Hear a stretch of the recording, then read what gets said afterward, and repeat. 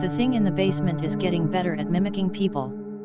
I never had a close relationship with Sarah, my older half-sister. She was born out of my dad's earlier marriage, so by the time I came into the picture she was already a teenager. We didn't argue or fight, we simply never spent time together. I was starting kindergarten when she moved out, and she wasn't thrilled about having a younger brother. I barely saw her as I got older, meeting only occasionally during holiday get-togethers or in the once-in-a-blue-moon visits. But we were on good terms, so when the cops called us a few days ago to let us know they found her body, I was devastated. Some neighbors apparently called 911 when they heard screams and saw smoke coming out of the house. After the firefighters put out a fire in the basement, they found some charred remains that they assumed were hers. They couldn't identify her given the body's state, but all of the evidence pointed towards an accident. She didn't have a husband or kids, so the duty of burying her fell on us. The funeral was what you'd expect under such circumstances, lots of crying and mourning around a closed casket. But the deed was done, I was left an only child, and a few days later we took to scouring her house and doing an inventory of her belongings. It was an all-around unpleasant experience on many levels, it felt so wrong to go through her things like that. But with her only living relatives being my father and I, we inherited her house and possessions. We decided we didn't want them, so we'd sell almost everything. The plan was to only keep some of Sarah's stuff as mementos, things like pictures and whatnot. I went along with Dad to help, and we went room by room, cataloging items one by one. Given the small size of the house it went pretty fast, but we started late into the day and so we wouldn't be able to finish by nightfall. One of the detectives wants to drop by later, says he has some more investigating to do, my dad said as we were getting ready to leave. He asked for someone to stay here tonight, but work won't allow me. Could you do it, champ? Sure, I mumbled, not in the least thrilled about the prospect. Dad packed a small box of trinkets in his trunk, and off he went home. The only room we hadn't gone into was the basement, and I wasn't about to do it by myself. The wooden door leading into it was wide open, charred by the fire and black with soot. The basement itself was in a similar condition, ravaged by the fire and by the firemen's attempts to put it out. It unnerved me to no end, so I dragged a chair out on the porch and spent the evening there. I smoked half a pack of cigarettes and drank some old beer left behind in the fridge, all while the neighbors regarded me with curiosity. A few of them even approached me, giving me their condolences when they found out I was Sarah's younger brother. The detective finally arrived at sundown, pulling onto the street in an old beater car. He looked like your average guy when he stepped out, dressed in a cheap suit and a loose coat hanging on his shoulders. "Hello, I am Detective Marcus," he introduced himself. "Clancy, nice to meet you, Detective." "Likewise. I'd offer you a beer, but I assume you can't drink on duty." Might as well," Marcus said with a shrug of his shoulders. "I'm off the clock and I'll be here all night." That took me by surprise, but who was I to argue with the man? I fetched him a chair and a beer, so he sat down and lit up a cigarette as well. We had some admittedly awkward small talk, but the subject quickly moved to Sarah and her death. Marcus asked the usual questions. Was she depressed? Did she go out, or was she a shut-in? Did she have any friends or romantic partners he could question? All perfectly reasonable questions meant to dig up new leads, but I was the wrong person to try and answer them. I wasn't particularly close to Sarah, so I didn't know most of the answers that Marcus wanted. "Don't worry about it, I get it," he reassured me. "I don't speak much with my old man, for example. Couldn't tell you his birthday if you put a gun to my head, let alone what he's up to these days. It's just, I never imagined she'd go like this, you know? I'd have made an effort if I knew. Don't beat yourself up over it, kid. What's done is done." It was getting late and darkness settled, so we went inside. I led Marcus to the living room, and he shared some of the case details with me after we made ourselves comfortable. "The reason I wanted to stay in the house overnight is this." As he spoke, he pulled out a smartphone and browsed some files on it. "I'll warn you, they're pretty disturbing. If you want me to stop it at any moment, just say so." He pressed play on an audio file, then laid the phone down on the small table between us. We both leaned in as Sarah's voice resounded from the speakers. I'll do my best to write down what she said from memory, as I don't have access to the recordings. Recording 01. Is this app working? Test, test. Oh, okay. Well, my name is Sarah. I moved into this house 2 days ago, and I heard some strange noises last night from the basement. I'm kinda paranoid right now, 'cause I live here alone. So I'll leave my phone out to record them and hopefully find what's up. Recording 02. Some breathing is heard in the background and the phone gets set down. Footsteps walk away from the microphone, then it's quiet for a long time. Marcus skips through most of the recording, as it is nearly 9 hours long. About 2 hours in, Around midnight, the microphone catches a distant crash.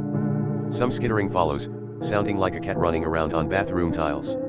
It goes on for a few hours, with long pauses between bouts. Hello. A deep voice calls out weakly. What the hell? I let out. Marcus paused the recording and looked at me. Do you want me to stop it? He asked. I contemplated his offer. On one hand, whatever followed had the potential to traumatize me for life. But on the other hand, the sheer curiosity would eat me up alive if I didn't find out more. So I gave in and told him to let it play. Hello, the voice calls again, this time sounding more human. Isn't anyone there? No one answers it. The voice falls silent, and the skittering carries it away from the microphone. No more sounds are heard that night. Recording 03. What the hell? What the hell? I knew it, someone's living in my basement. Recording 04. Recording 03. What the hell? What the hell? I knew it, someone's living in my basement. Recording 04. Okay, I calmed down a bit. I was terrified after I listened to the last recording, so I ran out of the house and called the cops. A squad car came after about half an hour. The bastards took their sweet time. But I showed them the recording. I went back inside accompanied by a cop, and we checked out the basement. No one was there. We turned the place inside out, we checked everything, but the room is small. No windows, no exits, and no place for someone to hide. The cops think that it was an intruder that broke in, but they couldn't find any signs of it. They said they'll patrol the neighborhood at night and keep on the lookout for any suspicious activity. One of them also asked me to keep recording, just in case. Recording 05. Okay, here goes. I'll leave the phone out tonight as well. The cop car just passed on the street, so I feel a bit safer. The sound of the phone being placed down is heard, and Sarah's footsteps follow. She leaves, and the recording is silent for a few hours. Marcus skips ahead through it, until another distant crash is caught. The skittering returns, stopping a few feet away from the microphone. Hello. The voice calls out. Is anyone there? It sounds more feminine than the last time. Still inhuman, sort of like an artificially generated voice, but verging on crossing the uncanny valley into natural sounding territory. It calls out a few more times over the span of a few hours, sounding more and more like a woman. When it becomes apparent that no one will answer its calls, the voice stops. The skittering takes it away from the microphone, and the rest of the recording is silent. This is getting all kinds of freaky, I mumbled. I know, Marcus admitted. Never seen anything like it before. Do you recognize the voice by any chance? Not a clue, I admitted. It doesn't sound familiar. I was afraid that would be the case, Marcus said with a sigh. Sarah confirms a possible identity to the voice in a later recording, but I wanted to double check. Then maybe show it to Dad, I provided a solution. He was closer to Sarah than me, he might have an idea. Marcus fell silent for a long moment. He joined his hands beneath his chin and leaned forward, propping his elbows on the table. The look in his eyes turned grim and worried. I'm sorry, Sonny, he said out of the blue. For all you've heard so far, and for all that's to follow. But I'm glad it's not your father that decided to stay, these recordings might just break him. What? I asked dumbfounded. What's that supposed to mean? It will all make sense if you keep listening, Marcus answered. The change in his demeanor was strange, and the night took an unnerving turn. I should have backed out, I should have kicked him out, I should have done a lot of things differently. But my curiosity mounted to levels beyond my ability to rein it in. So I proceeded to listen further. Recording 06. What the hell? That was Mom. Sarah cries into the microphone for a few minutes before the recording ends. Recording 07. I'm not gonna call the cops anymore. That was Mom calling out. I want to talk to her, she's been gone for so long. Recording 08. Okay, I've calmed down a bit. I hope. I'll wait here tonight. The recording is silent for a long time. It turns off abruptly after about half an hour. Do you know anything about Sarah's mother? Marcus asked me. I jumped back in my chair at the sudden interjection, completely absorbed by my thoughts. Not really, I admitted. She died before I was born, it was why Dad remarried. Marcus gave me a thoughtful nod of his head in answer, and he played the next recording. Recording 09. It's back, I'll start another recording. The scurrying returns. Sarah's breathing is audible in the background, and it gets faster as the sound approaches her. A chair creaks, presumably as she gets up, and her footsteps join the skittering in the background. Hello. The same woman's voice from the previous recording calls out. Who are you?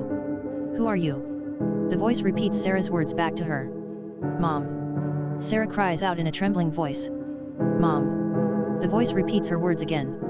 Who the hell are you? How do you have my mother's voice? Who are you? The voice repeats. Footsteps resound again, approaching the voice as it says the same line over and over. Answer me. Sarah demands. Knocking is heard, as if someone bashes a door with their fist. Answer me, the voice coos. What do you want? The voice lets out a few garbled words, but they are unintelligible. Its pitch and intonation adjust before it speaks again. Sarah, my dear, is that you? I was left stupefied. The uncanny valley was finally crossed, and the voice sounded decidedly human for the first time. It held none of the animalistic traits from before.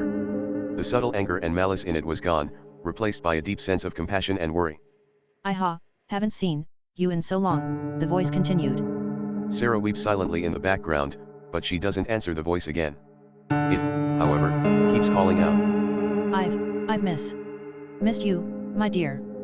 Footsteps sound out as Sarah backs away, and the voice grows distant. It calls out, over and over again, but the facade cracks. It can't maintain its grasp on the charade for long, and it devolves back into the uncanny valley slowly. The footsteps pick up speed until they turn into a run. After a few seconds, the voice becomes inaudible. A door is opened and closed shut with force, and Sarah starts crying uncontrollably. The recording stops. The recordings are time-stamped, Marcus said. After this one ended, Sarah didn't make another one for a few days. Considering what I'd just heard, I didn't know what to answer. I kept silent, mulling over my own thoughts and feelings on the matter. As intriguing as the situation was, I mostly felt horrified and sorry for Sarah. I couldn't even begin to imagine what must have gone through her head after living through that. Why are you showing me all of this? I asked Marcus after a while. If you really are a detective and part of the police force, you'd lock stuff like this away behind 10 locks and keys. Marcus leaned back in his own chair, thinking my question over. He pulled out his crumpled up pack of cigarettes and retrieved one from it. I pushed the ashtray closer to his side of the table as he lit it up, and he bellowed out a cloud of white smoke. All in due time, he answered. His eyes scanned me in a fashion completely different from before, with a cold and calculated look behind them. What do you think so far? I don't know. What the hell is going on? Answer me, Clancy, and be honest, he demanded. Whether or not I'll show you more depends on it. I racked my brain, but I was truly and utterly stumped. The situation devolved too fast for me to keep up, and I didn't know what to think anymore. But I could tell that that wasn't the answer Marcus wanted.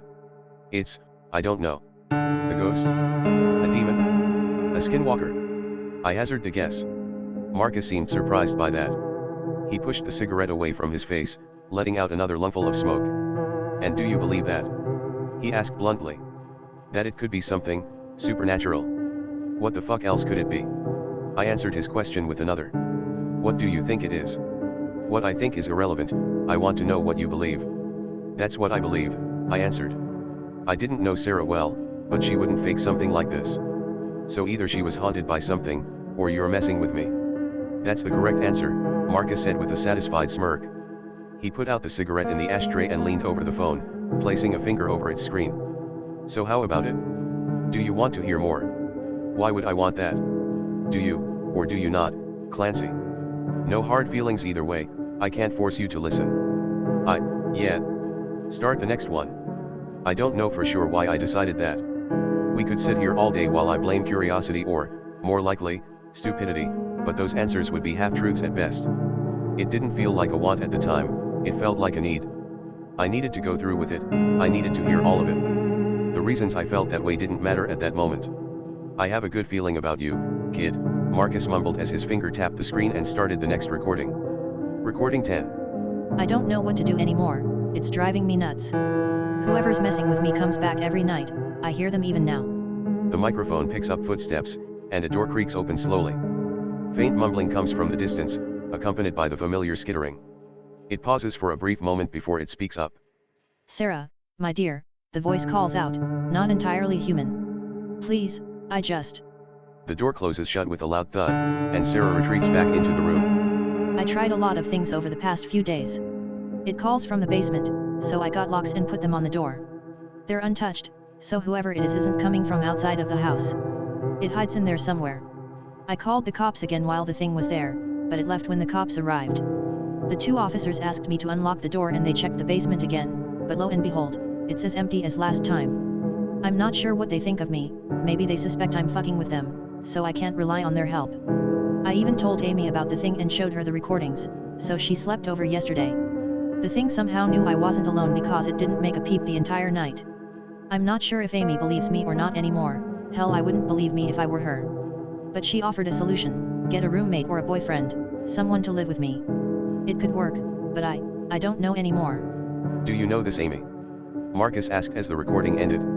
I think Sarah mentioned her a few times, but I never met her. I looked over my shoulder as I answered, at the corridor leading to the kitchen.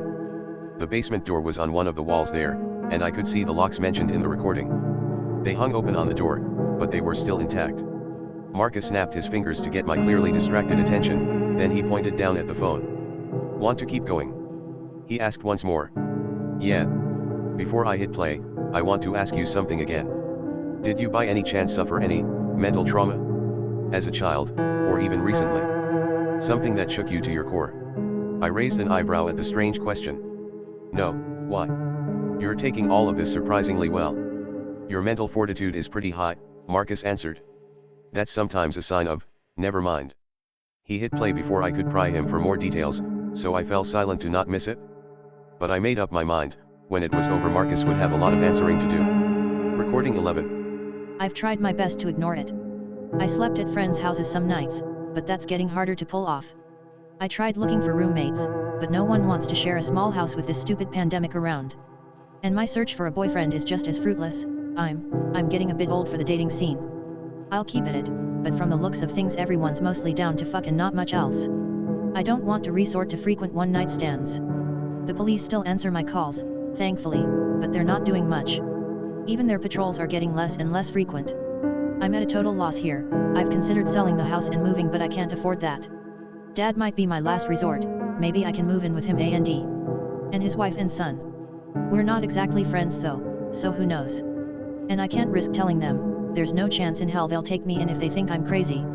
Hearing that, hearing her opinion of me and Mom, it stung. Sure, we weren't more than acquaintances, but we're not horrible people. We would have taken Sarah in if she reached out to us, so to know that her salvation was so close, kept at bay only by superficial assessments of us, it sucked. Plain and simple. And if she would have showed us the recordings, we might have even believed her, especially Dad. Play the next one, I demanded before Marcus had a chance to say anything. You sure? You sound a bit riled up, maybe. Play.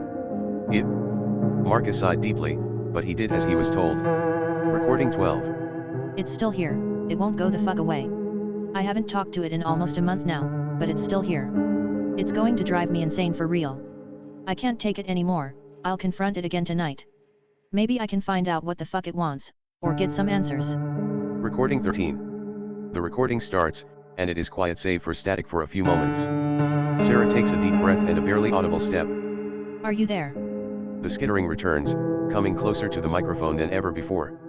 It sounds more frantic than usual. Of course, my dear, the voice says sweetly. I'm always here.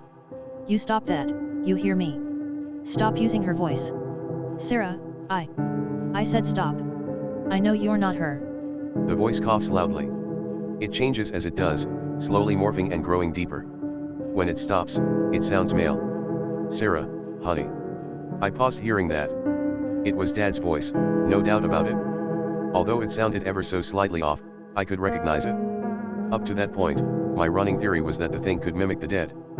But Dad is still very much alive, so that threw my theory under the bus. I didn't know what to believe anymore. What do you want? I just want to see you, open the door. Sarah backs away as her breathing grows faster. Please, honey, the voice begs again. It's dark down here, I just... Shut up. Sarah runs away from the door as the voice's calls continue in the background. That was your father, correct? Marcus asked when the recording ended. Yeah. And what does that tell us? I pondered the question for a moment. It's not a skinwalker, like I thought at first. I don't know much about them, but like, skinwalkers need to kill their victims to copy them, right? Not necessarily, Marcus answered. But they do need to hear the voice they're trying to copy. And anyways, a skinwalker could have broken down the door. So it's something else, I deduced. But what? I'm not sure yet. He went to play the next recording, but I stopped him. Where do you know so much about skinwalkers from? Marcus chuckled drily. All in due time, Clancy. We still have a few recordings to go through. He hit play on the next recording, so we listened. Recording 14. It's not just mom and dad anymore, the damn thing has so many voices now. Amy, my ex-boyfriend Clint, random voices I can't place. Hell, it even used the voices of those 2 police officers that went down in the basement looking for it. It keeps calling for me. Pleading and begging, feigning confusion, asking to be let out. But I won't do it, I won't open that damn door ever again. Fuck whatever I keep down there, it can have my stuff for all I care. I'm tired. I can't sleep because of it. It's getting so hard to do anything, I swear. Today I almost got fired for mixing up customer orders for the 20th time. I nearly snapped at the manager, but I stopped at the last second and apologized. Some coworkers noticed I'm acting off and asked me about it, but I can't tell them. They'll think I'm crazy. Hell, I'm starting to think I might be crazy myself. Recording 15. Sis. That's as far as I got into that particular recording. I slapped my hand over the phone, with enough force to send cracks into the glass surface of the table. Marcus jumped back in his chair, taken by surprise. What the hell? I let out. That's my fucking voice. I knew this one would get to you, Marcus answered with a half grin. Or, well, get to you more than the others. I never visited Sarah here, I stressed. It couldn't have heard my voice, so how the fuck did it copy me? Think, Clancy. Did it ever hear Sarah's dead mother? Marcus answered my question with another. For how long has she been dead? 20 years, I said as I finally understood. So what does that tell you? It doesn't need to hear people's voices. Correct, Marcus said, satisfied by my breakthrough. So what, it can read minds? Maybe. Marcus said, scratching his chin. At the very least, it can form a connection with people. But until we catch it and see for ourselves, I can't say for certain. Catch it, I echoed his words. Is that what this is all about? You want to catch it? Marcus wiped his smirk off his face and looked at me intently. Yes, Clancy. Either catch it or kill it, and solve your sister's case. So what, are you? But Marcus didn't let me finish. He pushed my hands away from the phone screen and hit play on the recording, interrupting me. All in due time, he repeated once more. Sis, are you there? It repeats in my own voice. It's been some time since Sarah's first recording of the mysterious voice, and it sounds thoroughly human at this point. No more cracks in its facade can be gleaned. Listen to me, and listen well. I won't put up with this anymore. You have tonight to leave my house and leave me the fuck alone. I'll go to bed, I'll plug in some earphones, and I'll ignore you. If I hear you again tomorrow night, you can bet your ass I'll come down there and end you, whoever or whatever you are. Understood? She sounds different somehow. Worried. Tired. Manic. Please, sis, for fuck's sake open the door and let me out. And why would I do that? How'd you get down there, anyway? I don't know. I can't remember. But it's scary down here. Let me out, please.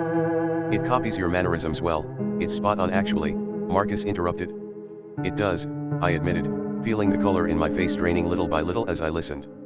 Given enough time to learn, that thing could be a top predator. And let me guess, you can't let that happen. We can't let that happen, Marcus corrected. All in due time, I replied and pushed play on the recording. Sarah doesn't say anything else. Her footsteps carry her away from the basement door, and the voice pleads in the background. It shifts back and forth between different people, quick and almost seamless. For short periods of time between the adjustments, glimpses of the animalistic nature make it through. The recording ends after Sarah closes the door to her bedroom. Recording 16. Okay, so I can't get a firearm, I don't have the money for that. And I don't even know how to handle one anyway. And fuck me, gasoline's getting pretty expensive too, but I could afford a canister worth a few gallons and a box of matches. The current plan is simple, I'll fuck that thing up if I hear it again tonight. I'll pour gasoline into the basement through the crack beneath the door, and I'll light it on fire from up here. Fuck the house, fuck the authorities, fuck the repercussions, I can't let it live. I don't care if I end up in prison or a loony bin so long as it dies here. My God, Sarah, I mumbled as the recording ended. Hearing her in that state of mind broke my heart. No one deserves to go through what she did, and the fact that we didn't help her sooner, that none of us made an effort to be in her life, it ate me up inside. We could have made a difference, I could have made a difference. Maybe then, this tragedy would have had a better ending. There's only one more to go, Marcus said. He leaned over the table and slapped a hand down on my shoulder, giving me a tight squeeze. I nodded my head as I felt tears forming at the corners of my eyes, and signaled for him to play it. Recording 17. The fucker is still here. I warned it, I tried to be nice, I really did. What more could anyone ask of me? A liquid sloshes around in the background, presumably the gasoline. Her breathing is strained and close to the microphone. Metal rings out as it hits the floor. Sarah? It calls out, in the voice of her mother. I warned you. Something topples to the floor, and the sound of rushing liquid is heard. This is on you, it's not my fault. Sarah, please. The voice yells, more desperate than ever. What are you doing? What I said I would. You didn't listen, why didn't you listen? Please, Sarah. You don't have to do this. Just, let me out, please. Enough. Stop using her fucking voice. The thing falls silent. Sarah takes a deep breath, and the sound of gasoline pouring out of the canister dies down as it presumably runs out. Her clothes rustle as she searches her pockets, and she shakes the matchbox when she finds it. The sounds of the matches jumping around inside is the only audible thing for a moment. You know what that is, don't you? She opens the box and fumbles around with the matches for a moment. The voice doesn't answer her, but instead skitters away from the door frantically. Sarah takes one final breath, and the sound of a match being struck is heard loud and clear. Get fucked. The microphone doesn't pick up the lit match hitting the ground, but it picks up the gasoline igniting. Air rushes in as the flames begin to burn, and Sarah lets out a yelp. The voice begins to scream loudly, rapidly switching back and forth. Please. It lets out one final call, for the first time using Sarah's voice. The recording ended, leaving me wrapped up in a whirlwind of emotions. I was horrified, I was stupefied, I was strangely glad for it to finally be over. I was a mess, to put it bluntly. My body felt like it melted into the seat. But I quickly composed myself when I remembered that Marcus still had some questions to answer. Did Sarah kill it? Did we bury a monster instead of her? I asked in a single breath. I don't know, Marcus answered. It could very well be the case, but then? Then where is she? Exactly, plus a lot of other things don't line up. But to be fair, they didn't line up no matter which angle I went at it from. All that we know for certain right now is that someone died in a fire. So, monster hunter, huh? I asked after a few moments of heavy silence. Pretty much, Marcus answered. I'm the one they call when shit gets spooky, and let me tell you, this shit is very fucking spooky. Okay, but all of this still doesn't answer the most important thing, why show me this? Any of this? I asked. Marcus lit up another cigarette and leaned back in his chair. For the first time since he entered the house, he seemed truly comfortable, like he had nothing left to hide. We're always on the lookout for new recruits, so consider tonight your entry test, he admitted. You're a bit rough around the edges, but you seem like a decent candidate to me. Me? A monster hunter? You can't be serious, I shot back with disbelief. Marcus just shrugged his shoulders. You'll never know unless you try, I sure as shit didn't. Never expected to hunt the things that go bump in the night before I tried. And what if I refuse? I asked. Will you kill me? Or erase my memory or something? At that, Marcus just laughed out loud. If you don't want to, you don't want to. Simple as. You can try to tell anyone, but who's gonna believe you? I frowned, and Marcus caught on that he struck a nerve. So he composed himself and got up, taking the phone and stashing it in his pocket. Look, kid, it's like I told you time and time again tonight. I can't force you to do anything. But consider it, okay? As he said that, he pulled out a business card that he tossed on the table in front of me. The world desperately needs more people like us, if there were more of us to go around and maybe what happened here would have been stopped sooner. Yeah. It might be too late for your sister, but you could make the difference for someone else. If you make up your mind, doesn't matter if it's tomorrow or a year from now, give me a call. And take care. With that, Marcus left. I saw him to the door and closed it behind him, then I went to crash into bed. My entire worldview was shattered tonight, and I decided to get some rest before I tried to make sense of the pieces. The following days were uneventful, but even so, the strain of that night hung over me. It permeated my thoughts at all times, permanently active in the background as it burrowed deeper and deeper. Dad returned, we finished clearing the house, and he put it up for sale. But I couldn't focus on that, not when every other thought I had was about those damn recordings. In the end, I had to stay over for a little while longer despite my constant complaints. Because of the slummy neighborhood and sketchy neighbors, Dad didn't want the house to go unoccupied. That's basically asking for thieves and punks to break in, he explained. And it's gonna be hard to sell it if squatters make nests here. So just hang on for a little while longer, okay? I wanted to fight him on the matter, to tell him he could stay over himself if he was that worried, but I didn't. I couldn't, not when I knew the truth about what went down. He wouldn't be another death on my conscience. So I lived in the house for another week or so, helping out with renovations and whatnot. And truth be told, it wasn't all that bad. It was a bit creepy, sure, but the freedom of living on my own was oddly pleasant. One evening, after he went home and I was left all alone, I heard a knock on the door. I slowly made my way over to answer, expecting either him or Marcus, but who I found on the other side left me terrified. It was Sarah. "Hey, Clancy," she greeted, sounding almost casual. "What? How?" I let out in a meek voice as my tears started to flow. "I have a lot of explaining to do, I know, but..." I didn't let her finish. I jumped her, latching my arms around her shoulders as I bawled my eyes out. She put her arms around me as well, and we hugged for minutes in the doorway as I cried. "What happened? Where were you?" I asked when we finally parted. We buried you. We thought you were dead." "I'm sorry," she answered. "A lot happened, and I had some problems. I ended up running away to a friend for a while, and," she sighed. "It's a long story, okay? And very crazy." "Tell me about it," I said, rubbing away the tears. "Call Dad and tell him to come over, he needs to know you're okay ASAP. Actually, it would be better for you to do it, I don't want to give him a heart attack." "Good point," I admitted. "We kinda got rid of most of the furniture, but make yourself comfortable. I'll call him and join you."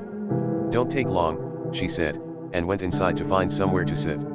I watched her walk down the corridor towards the kitchen, pausing by the basement door. She looked at it for a long moment, then she continued on her way. I pulled out my phone and Marcus's card, unsure about what to do. The thing's facade was good, damn near perfect, but as it spoke those last words its voice cracked just a little.